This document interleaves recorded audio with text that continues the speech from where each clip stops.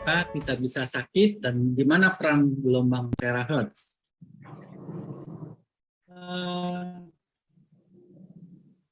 Ada dua hal penyebab penyakit. Pertama faktor dan kedua proses. Faktor itu genetik, ya keturunan itu yang nggak bisa dirubah. Kedua lingkungan. Tiga gaya hidup yang merupakan pilihan. Gaya hidup itu ya pola makan yang tidak sehat, malas gerak, olahraga tidak mau, ya polusi udara, stres dan radiasi gelombang elektromagnetik yang sekarang makin banyak pasien-pasien saya mengalami gangguan penyakit di faktor-faktor itu tadi. Tetapi saya tidak akan bahas mengenai faktor, tetapi proses, ya, yang hari ini bagaimana proses menjadi sakit, ya. Proses menjadi sakit hanya ada dua sebab. Satu diakibatkan oleh peradangan, satu lagi disebabkan oleh gangguan dari geofield tubuh, ya. Nah, mekanisme peradangan yang menjadikan kita sakit, ya, pada tahap sakit pada umumnya orang tidak akan merasakan gejala. Begitu dia memasuki tahap awal, disitulah mulai terjadi gangguan. Dan itu bisa terjadi perubahan pada level biokimia, di mana kita ketahui lewat pemeriksaan laboratorium, gula darah, yang asam urat, yang kolesterol tinggi, kemudian fungsi hati, fungsi ginjal yang terganggu. Itu terjadi perubahan pada level biokimia. Selanjutnya terjadi perubahan pada fisiologis atau faal, ya, pada di mana kinerja dari organ itu terganggu. Paru-paru mulai mengalami berkabut, jantung mulai membengkak, ya, pembuluh darah mulai menyempit. Nah, kemudian fungsi yang menurun itu pada ginjal, ya, pankreas, sehingga gula yang tidak terkontrol, hati, ya, tiroid. Nah, itulah perubahan fisiologis. Kemudian ya, terjadi perubahan bentuk organ, muka, ya, mata, tangan, kakinya pada bengkak, ya. Nah, adapun ciri-ciri dari peradangan ini pasti setiap hari kita ketemu kalau kita mengalami peradangan. Yaitu pertama adalah kemerahan. Jadi ciri dari pasti ada merah. Kalau kita pegang yang warna merahnya itu akan terasa hangat atau panas, ya, dan akan terasa nyeri, ya, nyeri. Kemudian ada pembengkakan, ya.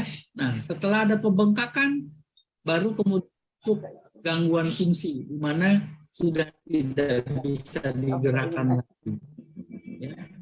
Pak Dokter Ishak, sebentar Pak Ishak. Itu yang Pak Dokter, ya. Sebentar saya mute dulu karena ini banyak yang bocor. Sebentar, Pak.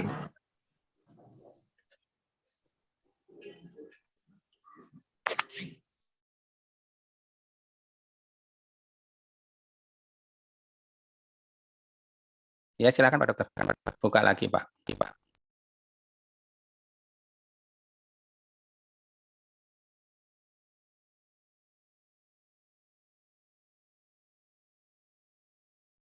Suaranya Pak Dokter. Mic-nya, Pak.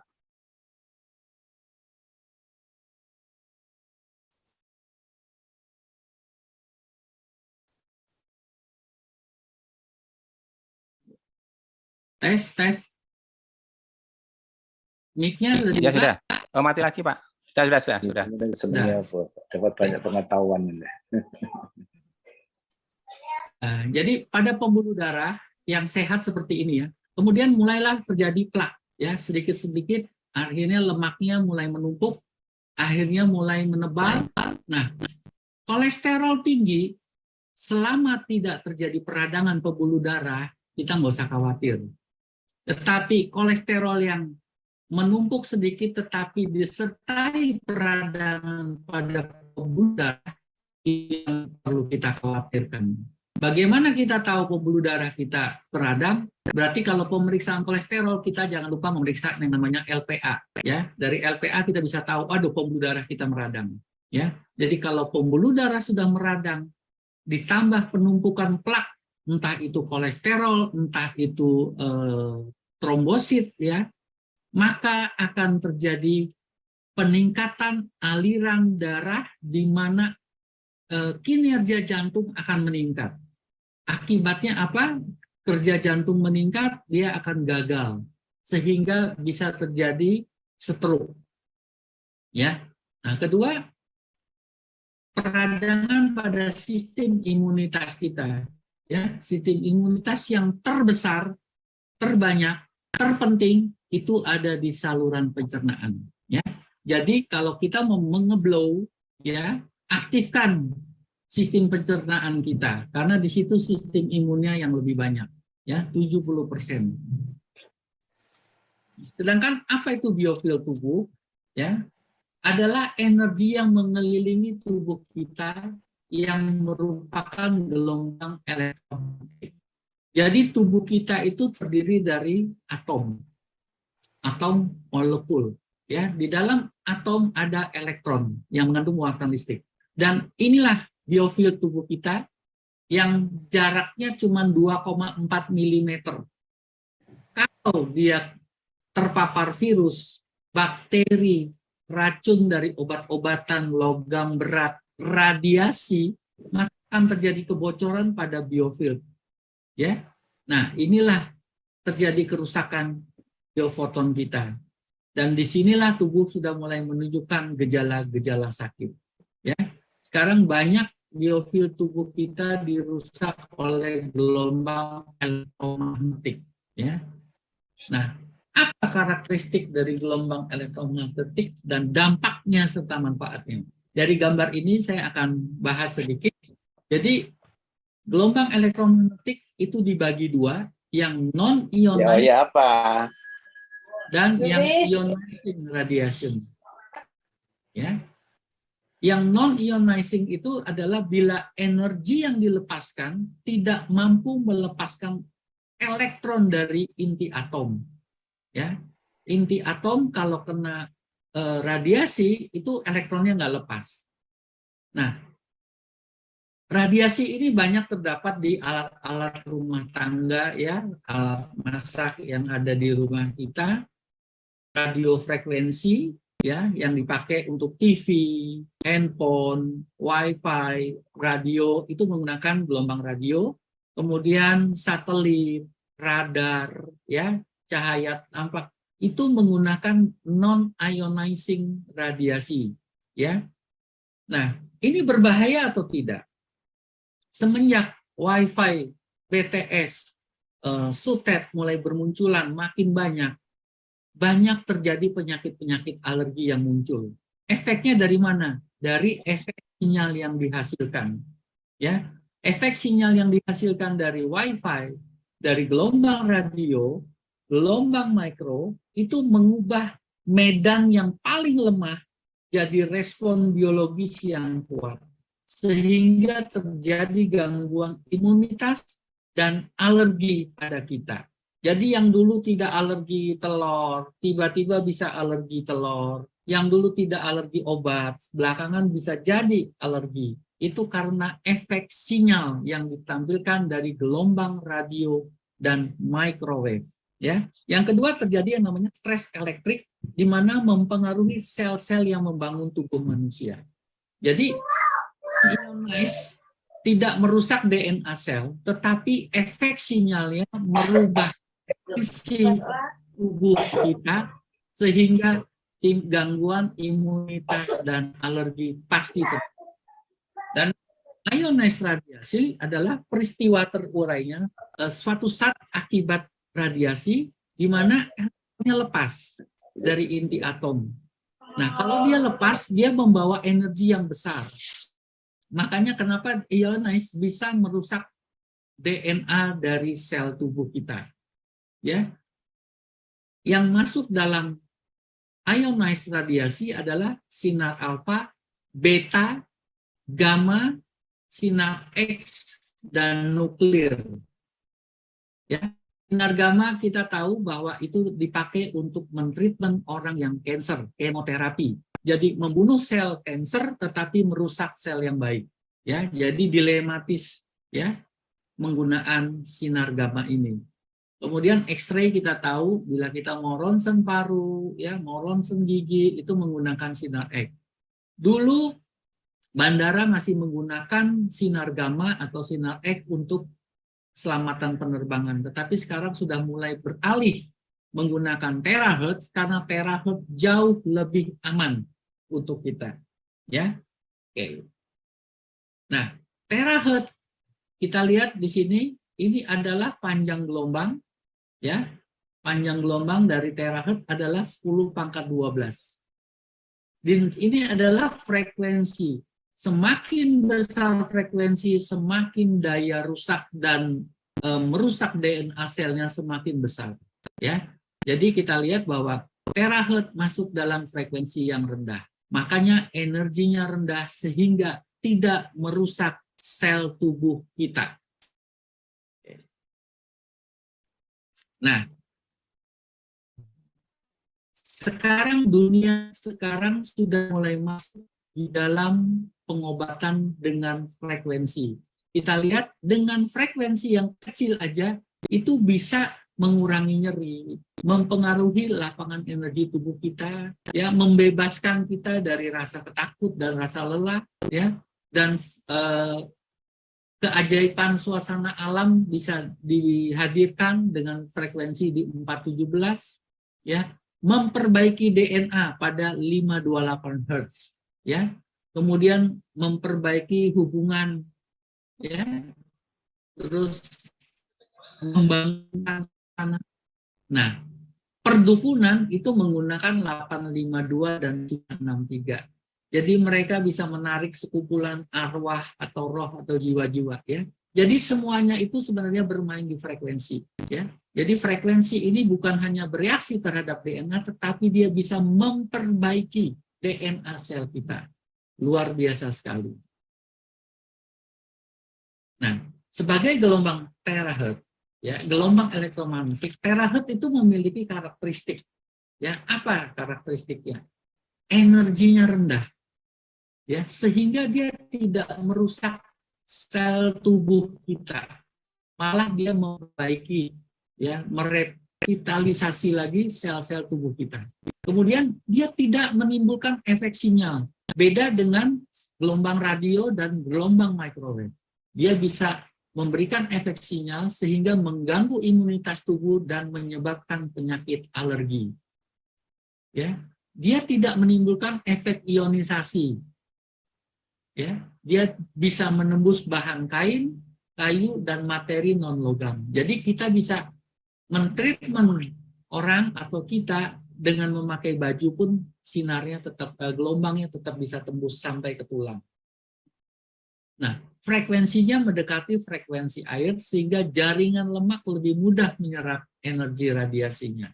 Tubuh kita pun terdiri dari air dan lemak, ya, sehingga lebih masuknya tuh bisa lebih bagus lagi. Proses perbaikan dalam waktu singkat. Pengobatan bisa menggunakan biokimia, ya, menggunakan obat-obatan. Kita perlu waktu untuk menurunkan gula darah, tensi, itu butuh waktu, nggak bisa cepat. Tetapi dengan metode fisika, menggunakan metode gelombang terahertz, itu dalam waktu singkat, sesingkat-singkatnya kita bisa lihat hasilnya. Dari roadshow yang saya kunjungi, saya sendiri terkaget-kaget dan terkagum-kagum melihat orang yang stroke bisa jalan, orang yang tangannya kaku nggak bisa diangkat dalam hitungan menit, hanya beberapa menit di terapi sudah bisa angkat lagi, ya. Jadi banyak keajaiban dan miracle menggunakan teknologi gelombang terahertz ini.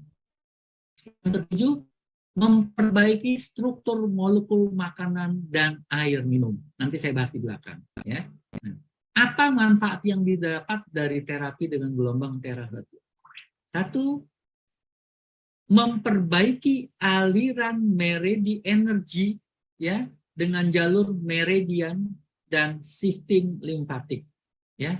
Jadi dia memperbaiki melalui jalur meridian, jadi energi kita diperbaiki, diaktifkan dengan jalur meridian dan sistem limfatik. dan dia meningkatkan sirkulasi darah sampai ke ujung pembuluh darah yang buntu. Ya, pembuluh darah yang halus di kaki ini kalau pakai obat itu sangat susah dan sangat lama. Jadi kalau ada sakit-sakit di ujung ini kadang-kadang kita harus mengadakan pengobatan langsung ke tempatnya yang kita suntikan untuk membersihkan luka atau segala macam. Jadi kalau obat kadang-kadang hambatannya lama sampai ke ujung ini. Tetapi dengan teknologi teraheart kita bisa mencapai titik terbuntu di sini untuk dibuka kembali. Itulah kehebatannya. Sehingga aliran mikrosirkulasi pembuluh darah itu bisa segera lancar kembali. Ya. Nah, di sini yang paling penting. Di tulang belakang ini ada yang namanya sel punca atau stem cell. Stem cell ini belum ada nama. Jadi kalau dia diaktifkan, bila ada organ tubuh kita yang bermasalah, contoh, organ lever kita bermasalah, begitu kita tembakan sinar di tubuh kita, maka dia akan aktif dan sel ini akan lari ke hati untuk memperbaiki sel di hati. Begitu juga kalau ada kerusakan di sel jantung. Begitu kita aktifkan sel punca ini, dia akan lari ke jantung. Dia akan lari ke pankreas untuk memperbaiki pankreas kita, sehingga gula darah kita bisa kembali terkontrol dengan baik. Ya.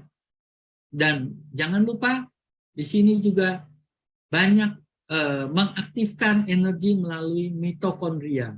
Ya. Nah, kita kalau mau suntik stem cell itu mahal sekali, bisa sekitar 1 miliar.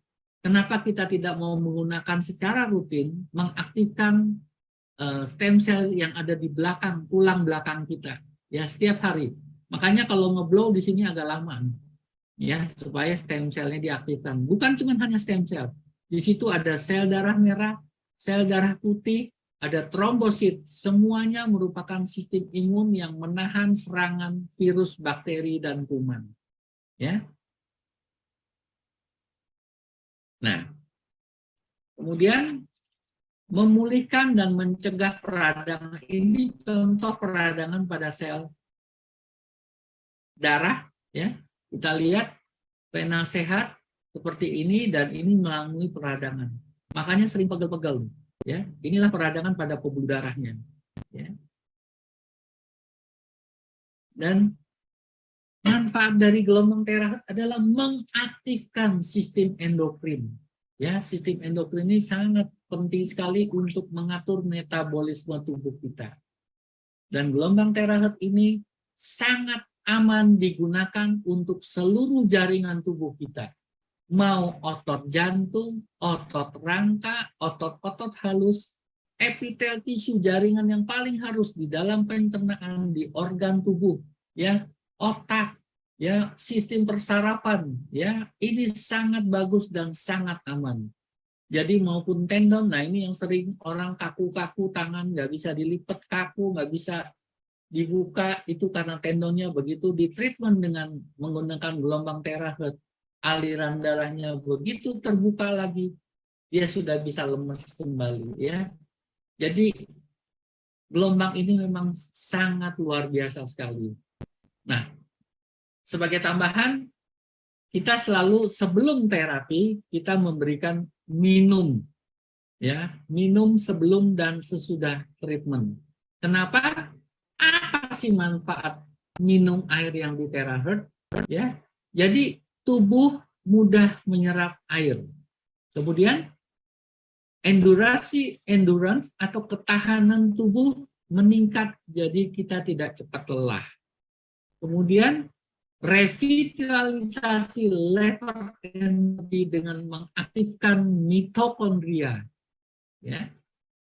Kemudian airnya berubah sifat menjadi antioksidan, sehingga hasilnya adalah yang mengikat radikal bebas yang sangat merusak tubuh kita. Ya. Nah, energi pada air akan meningkatkan aktivitas sel-sel tubuh kita. Jadi air yang di blow itu akan timbul energinya. Itu sudah saya buktikan dengan tes dengan alat yang khusus saya punya. Ya. Kemudian rejuvenasi atau peremajaan, regenerasi pada tingkat sel. Ya, jadi manfaat air yang sudah di blow itu memang luar biasa sekali, ya. Nah, terjadi penurunan viskositas darah atau kekentalan. Jadi aliran darah kita itu tidak akan kental, ya, tetapi lebih encer sehingga tidak mudah terjadi stroke. Yang terakhir adalah zat beracun akan dilarutkan atau dibuang atau didetox, ya. Jadi inilah manfaat bila kita minum air teraherb. Kita tidak sempat ngeblow, waktu nggak cukup. Cukup minum airnya saja, kita blow 2 menit, tiap hari kita minum. Maka energi tubuh kita akan sehat semuanya, ya. Nah, tapi yang perlu diperhatikan adalah efek termal dari yang dihasilkan dari gelombang teraherb ini. Kita harus perhatikan adalah jarak aman pemakaian dan waktu terapi. Jarak dan waktu, ya, karena bisa melukai jaringan kulit normal. Jadi perhatikan pada orang-orang yang kulitnya sensitif, ya. Ada beberapa yang terjadi melepuh, tapi nggak usah khawatir, dia akan melepuh. Kita pecahkan saja lepuhannya, terus kita berikan bioplasenton, jangan kena air, nanti dia akan mengering sendiri, ya. Jadi prinsip terapi bukan soal berapa lama kita harus terapi, ya, berjam-jam. Jangan over, ya, karena tubuh juga perlu kompensasi, perlu adaptasi, ya. Jadi yang penting dilakukan adalah rutinitas setiap hari. Kesimpulannya, terapi dengan gelombang teraherb akan mendapatkan yang namanya healthy, kesehatan. Kedua adalah endurance, ya, daya tahan tubuh kita. Dan ini yang ditunggu-tunggu, anti-aging, ya. Jadi kita akan jauh lebih awet muda karena sel-sel kita. Closing statement saya hari ini adalah ini yang penting sekali. Syarat untuk tetap sehat itu mudah. Syaratnya adalah bisa tidur nyenyak. Ya, orang bisa tidur itu suatu anugerah, ya. iTheraCare itu bikin kualitas tidur jadi pules dan berkualitas. Kenapa penting? Hormon melatonin aktif bekerja saat kita tidur. Dia keluar jam 9 malam sampai jam setengah 8 pagi, tidur dalam kondisi gelap. Ya, jangan menyalakan lampu. Dan hormon melatonin ini merupakan hormon penindas sel kanker. Sekali lagi, hormon melatonin merupakan sel penindas sel kanker atau anti kanker. Dan dia juga antioksidan yang kuat. Jadi pada orang-orang yang memiliki penyakit kanker, selama kita mau terapi, buat dia tidur dulu. Buat dia bisa tidur, ya, nanti kesembuhan akan terjadi. Ya, jadi bukan sel kansernya kita tembak terus, tapi dia nggak bisa tidur, percuma. Karena tidur adalah anugerah dan itulah yang paling penting. Jadi benang merahnya untuk terapi kanker adalah buat tidur dulu supaya irama sirkadian tubuhnya bisa bekerja sehingga melatoninnya tetap aktif untuk menindas sel kanker. Ya. Orang yang paling takut kan kanker sekarang ini. Ya, tetapi mereka nggak tahu bagaimana cara mengatasinya. Semakin nggak bisa tidur, semakin tinggi sel kanser yang tumbuh. Ya. Jadi yang kedua yang perlu diperhatikan adalah perhatikan sistem pencernaannya. Dua sistem ini yang menjaga imunitas tubuh kita. Jadi kalau kita blow, jangan lupa selain ngeblow untuk supaya kita bisa tidur, kita juga blow sistem pencernaan, ya. Sistem pencernaan kita blow supaya imun tubuh kita tetap terjaga dengan baik. Akhir kata, cukup sekian, semoga bermanfaat dan terima kasih. Assalamualaikum warahmatullahi wabarakatuh.